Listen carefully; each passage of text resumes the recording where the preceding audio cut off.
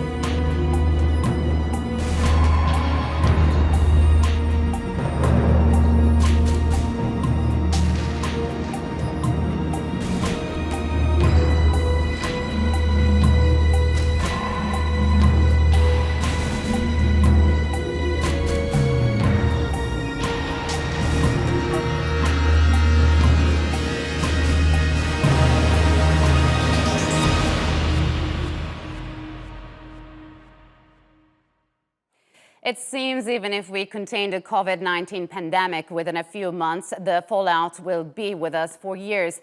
We'll have to change the way we travel, learn and connect to understand what the average person is going through during these tough times. We're joined by 3 professionals from Barcelona. We have Atagür, Pradeep Joseph is joining us from New Delhi, and finally, Denny Kim from New York. So gentlemen, welcome to the show. So Pradeep, India is now home to largest lockdown in history. How has this affected you and your family so far? See, at the outset, I must inform you that for a pandemic like coronavirus, a lockdown of 21 days initiated by our honorable Prime Minister is a welcome move in order to curb the virus and to ensure that we flatten the curve. When we talk about effects in economy or specifically me as a professional, yes, I don't think that a coronavirus pandemic is just going to affect me, but I feel that each and every person across the spectrum, all business verticals is going to be affected by this. When I say this, I specifically mean that we as educated people must understand that there is going to be an economic backfall to this. That means there would be job losses. Yes. There would be increased stress on financial markets and also employment in terms of employers who are providing employment. Okay, so Because, Pradeep, has it ever occurred to you that locking down a country like India with 1.3 billion population means there is a possibility of high infection? No, in fact, it has been, for India, it has been a blessing in disguise, I would rather say, keeping in mind, if you look at the global numbers, with infection crossing more than confirmed 1 million people and almost 53,000 dead. And if we look at the India figures, it is specifically not even crossed the infection at this point in time as we are speaking, has not even crossed 2,500 people, and the death toll is below 100. Okay. So while I'm not saying the death toll is good or the numbers are good, but it is saying the lockdown has definitely helped in the prevention of virus, vastly as in other countries. All right, Pradeep, thank you very much. Now I want to go to New York, to Dan Kim. New Yorkers have been through a lot, like 9/11 and just a few years ago, Hurricane Sandy. Tell us how, as a New Yorker, you, your friends are, and your family have been coping with this. Well, I personally had to close my office and tell my employees that they had to work from home. We also had to let go of our babysitter due to virus concerns. My kids miss their grandparents but can't visit them. They haven't even been outside in weeks. There's also a huge paranoia factor as well. I can't really leave my house without my mask and hand sanitizer. You can see it at the supermarket. People are afraid to walk near each other. There's also been a substantial increase in racist attacks against Asians. I was born and raised in New York and never feared for my safety here. But things are a little bit different now. I can't help but go outside and feel a little bit nervous. So how do you think your local and state governments have handled this? Do you feel optimistic moving forward? Moving forward, I do feel safe as long as I keep my distance. Our response to this was very delayed, as you know, and things might have been very different if we had acted sooner. But if there's one thing that I know about New Yorkers, it's their ability to overcome adversity. I have no doubt that our city will be up and running at 110% when the time is right. But obviously the time is not now. Yeah, and unfortunately, discrimination is everywhere. Thank you very much, Dan. Now let's go to Barcelona, to Atagür. Ata, tell me how your life has changed as a foreigner living and working in Spain.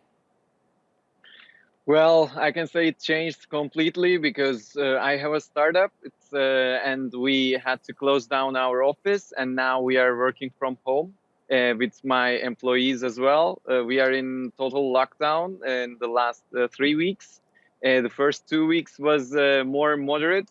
Still, some kind of companies were still allowed to work and keep their offices open. But now, in this last week, we increased, the President Sanchez increased the level of the lockdown, and except some health organizations like the doctors, pharmacists, and supermarkets, no one can go to their jobs. So nobody is on the street, as you can see in the background. And yeah, I'm working from home with just as well as my colleagues. Yeah, so I can imagine your parents are so worried, first about your health, and secondly, the possibility of not being able to see you for a long time. How are you coping with this reality?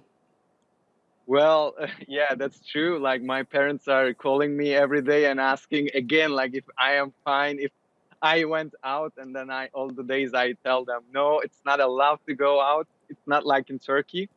So once a few days, I go to supermarket to just buy new grocery, and that's all. I mean, I'm all in the flat, even though I'm lucky to have a rooftop terrace. But yeah, it's almost.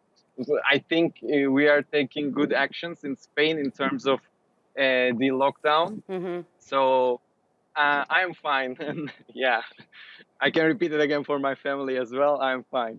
Okay, so as whole of Spain, how do you think the Spanish people are taking this forced lockdown? Are they depressed?